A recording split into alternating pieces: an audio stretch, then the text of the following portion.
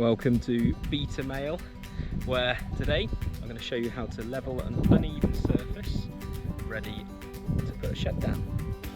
Tools we're going to need: a tape measure. I've got a long spirit level here, a couple of bits of long wood that aren't bowed,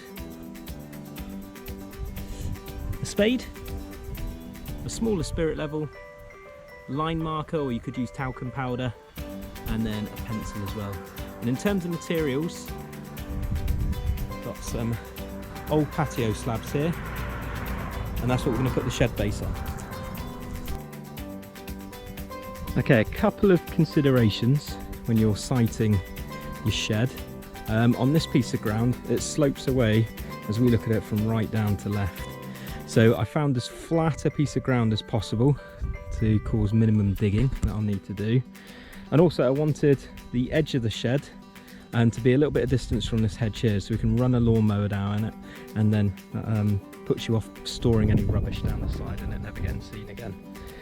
So now I've measured out, it's going to be a 12 by 8 shed, so I've measured out 12 feet on the tape measure. I've eyeballed it roughly so it's equidistant from each end up towards the hedge, and now I'm going to mark the line.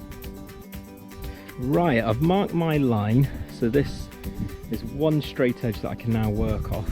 Now, rather than eyeballing the rest of the markings, I'm going to use a little bit of maths to make sure I've got right angles, so I've got a definite rectangle as the shed base to go down onto, rather than ending up with some sort of rhomboid or something. So I'll show you that in just a tick. Okay, this is how I've managed to achieve a right angle, so I can mark out a definite right angle with the line marker. I've taken my original line here and I've measured 3 feet from the corner up towards the other end. Then I've taken the piece of wood, this one underneath, and I've marked out 4 feet, and basically on another piece of wood I've marked out 5 feet. Now where the 4 and the 5 meet and overlap, that is where we can achieve our right angle. So you can do that by manipulating the lower piece of wood. Once you've got and you've eyeballed your 5 feet, you can manipulate the lower piece of wood, and where they meet is your right angle. So I'm now going to mark out 8 feet using this piece of lower wood as a template, and that'll give me my right angle. Okay, so there we go. First thing I did, I used the bottom plank as my straight edge. I marked off 8 feet just here, and then I went from that 8 foot mark right the way back using that piece of wood as a straight edge to match up. So now I've got a definite right angle, 12 feet long by 8 feet wide. So I'm just going to repeat the process now on the other 2 sides, and then I'll get back to you. Great stuff. I've got my 12 by 8 measured out. I've double checked with the 3, 4, 5 method on every corner, so I know they're at right angles. So now I've got my template down, and now I can start the leveling process. Right, so the next thing to do, find yourself an able assistant, grab yourself a bag of 10mm shingle, this type Cerny. It's a bit cheaper than the Berkshire, and then all we've done, I've dug out an area slightly bigger than the patio slab itself, filled it with the shingle, which will help with drainage as well as making it a bit easier to get the slab level. Get it roughly level by eye, and then it's a bit of trial and error moving the slab around and the shingle underneath until you find it's level both ways. And then this is then your corner slab, then get all the other corners level with. Happy days. Okay, so you can see I've got the 4 corners done, and now just make sure they're all leveled from one to another. Now unfortunately this long spirit level doesn't quite make the 12 feet stretch, so what I've had to do is improvise a little. Use this piece of wood, just screw together, and being able to then lay the wood across that span and then you can pop the spirit level on top, just like that, and take your level off of there. So I'm going to show you now the broken down method of how I dug a square, filled it with this shingle, 10mm shingle. The smaller stuff's the better because you can get a little bit more of an even surface, and then put the slabs on top. Right, so I've got my spade. I know these slabs are about 3 spade widths in length, so all I'm going to do is just press in and score the ground. 3 spade lengths width.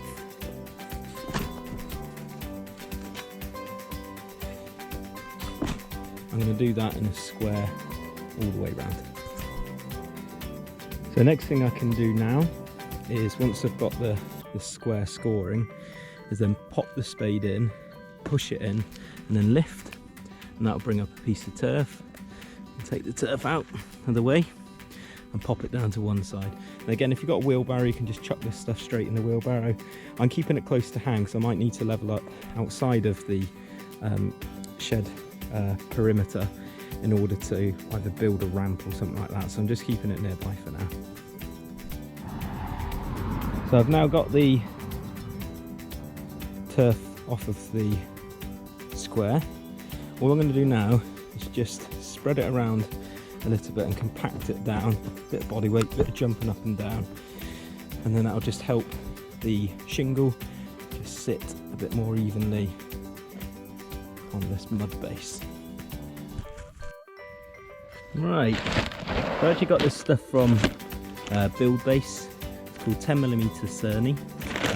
Again, there was a 20mm version, but the bigger stones means it's going to be a bit harder to get it level. So I'm just going to pour the contents in. I've been using about 1/3 to half a bag for each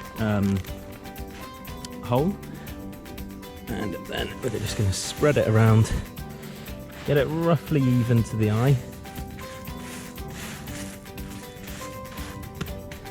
Now I can pop a slab on there and then use the smaller spirit level just to make sure it's nice and level, and then I can build up more slabs on top until I've got a nice even level from the top of the slope down to the bottom. So I've laid my slab on top of the shingle.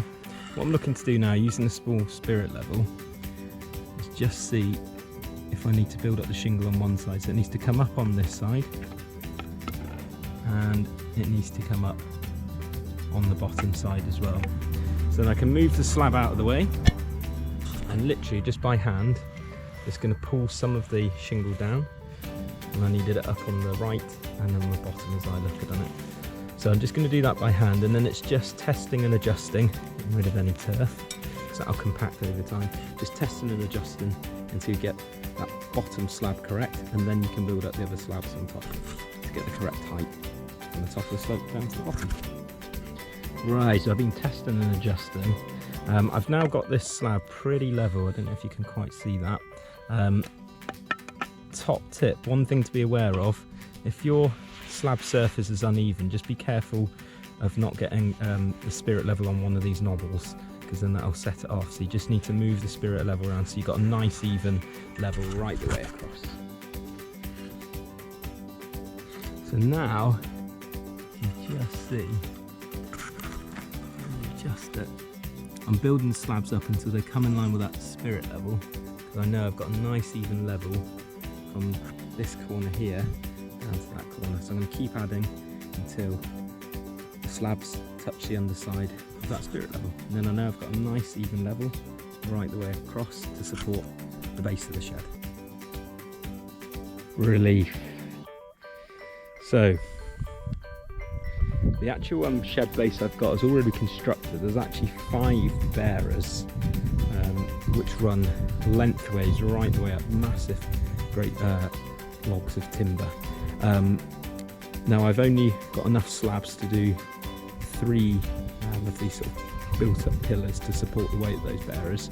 I have got some breeze blocks as well, so what I might do is line the breeze blocks in between these 3 rows of pillars just to help support the weight of those bearers that are going to basically be floating in between these pillars. So we shall see, but for now this is going to take the main weight of the shed base itself, which is really quite hefty. So yeah, once it's in place, I'll show you. Right, I know the driver who's going to be delivering the shed base and the remainder of the shed that's all flat packed at the moment, so I thought I'd give him a little giggle and have this setup ready to go. Right, well thank you very much for watching. That's how to level the ground on a ready for a shed base on uneven ground. In the next video I'm going to be showing you how to put the shed base down and then build the shed.